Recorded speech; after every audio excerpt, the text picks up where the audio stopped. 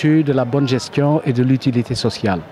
Puisque vous le savez, des initiatives d'autonomisation ont une portée en termes d'ancrage communautaire, mais en termes d'utilité sociale. Et c'est ces deux objectifs qui ont été atteints à travers cette pérennisation.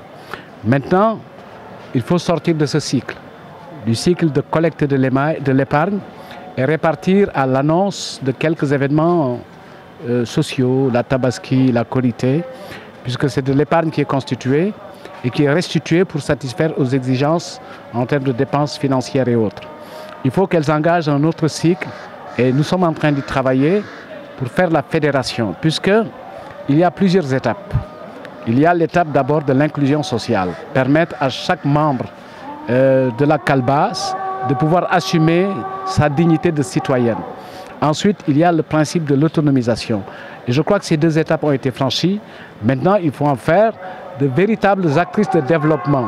Elles ont appris à épargner, elles ont appris à investir, elles ont appris à rembourser, elles ont appris à réinvestir.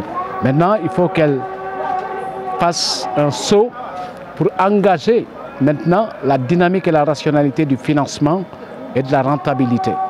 Pour convoquer maintenant tous les attributs de la bonne gestion, c'est-à-dire être formé en comptabilité, être formé en investissement et être formé en développement. Et pour cela, je crois que l'énigme est assez tenue, mais une des réponses, c'est de fédérer les différentes calebasses.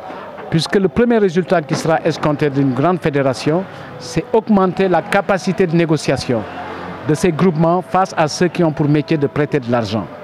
Elles ont les garanties, elles mutualisent et il faut créer des sociétés de cautionnement mutuel pour pouvoir faciliter l'accès au financement et négocier justement une baisse sur les taux d'intérêt puisque nous le savons, ils sont assez élevés par rapport au type d'activité.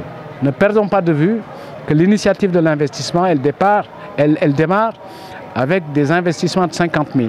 C'est les tables qui sont au coin de la rue. Elle peut consister en une activité de transformation, donc une perspective de valeur ajoutée des céréales locales. Et aujourd'hui, il faut qu'elles atteignent un niveau suffisamment critique. Et ça, c'est le renforcement organisationnel par la mise en réseau.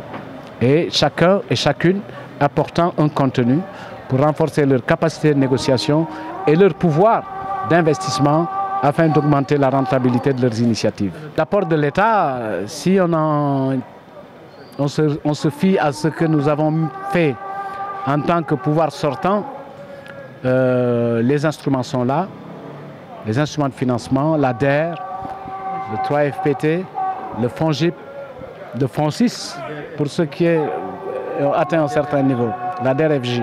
Maintenant, ce qu'il faut souhaiter, c'est que les nouvelles autorités capitalisent sur ces expériences et maintiennent ces mécanismes et les renforcent.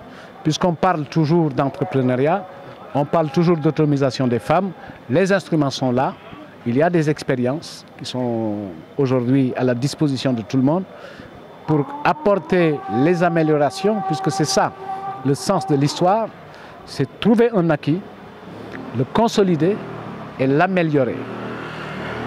Et c'est l'appel que nous lançons aux nouvelles autorités de poursuivre, comme on l'avait fait, ces initiatives en les sortant du champ politique pour les consacrer comme des instruments d'inclusion et d'autonomisation des citoyens et des citoyennes. Je suis un observateur, mais l'élégance républicaine commande de laisser les nouvelles autorités prendre le temps de s'installer, prendre le temps de faire l'apprentissage.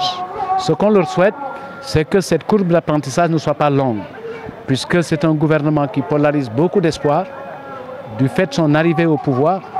C'est un gouvernement sur les épaules duquel pèse beaucoup d'espoir.